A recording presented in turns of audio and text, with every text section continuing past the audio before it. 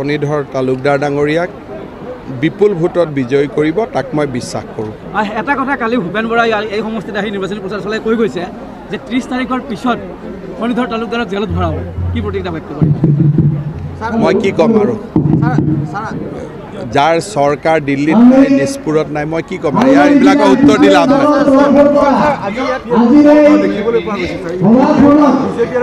ভবানীপুৰ সমষ্টিত বিজেপিক সকলোৱে সমৰ্থন দিছে।